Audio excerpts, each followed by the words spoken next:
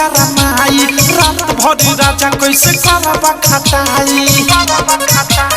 हाय हाय हाय गर्मी के दिन में मशीन गरमाई रात भर राजा कैसे करबा खटाई कहतानी साचे बंदिया करत मोए की हंसी कहतानी साचे बंदिया करत मोए की हंसी पहिले पीली राजा लस्सी तबे कोरावा में कसी पहिले पीली राजा लस्सी तबे कोरावा में कसी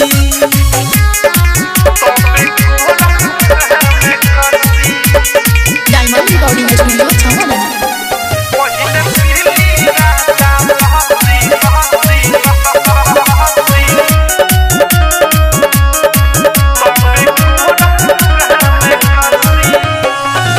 राखिले ख्याल रउआ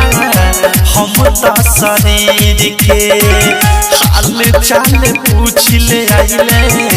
जब घूम फिर के राजा जी राखिले ख्याल रउआ हम त शरीर के हाल चाल पूछ ले आइले जब घूम फिर के हाल चाल पूछ ले आइले जब घूम फिर के साथी भइल बावे जब से कोई दिलवा में धसी साथी भइल बावे जब से कोई दिलवा में धसी पहिले पीली राजा लस्सी तबे कोरावा में कसी पहिले पीली राजा लस्सी तबे कोरावा में कसी म्यूजिक बाय विकेश भोजपुरिया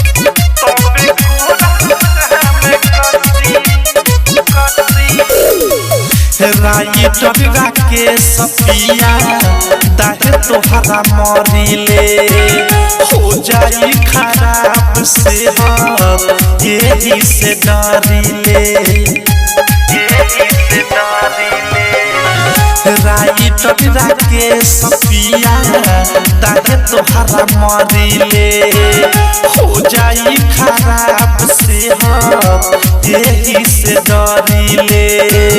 हो जाई खराब सेहत यही से डरिले प्रेमियों से अनुराग हमरो को भीतर ना भासी मुख से सुबोध बदसाह हमरो को भीतर ना भासी पहिले पीली राजा लस्सी तबे कोरावा में कसी पहिले पीली राजा लस्सी तबे कोरावा में कसी गर्मी के दिन में मशीन गरमाई रात भर राजा कैसे करबा खटाई कहतानी साचे बंदिया करत मोए की हंसी कहतानी साचे बंदिया करत मोए की हंसी पहिले पीली राजा लस्सी तबे कोरावा में कसी पहिले पीली राजा लस्सी तबे कोरावा में कसी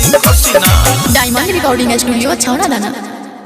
आरसीएम म्यूजिक न्यू ऐप अभी डाउनलोड कीजिए हमारे गूगल प्ले स्टोर से और पाए भोजपुरी लोकगीतों का एक से बढ़कर एक ऑडियो वीडियो सॉन्ग बिल्कुल मुफ्त।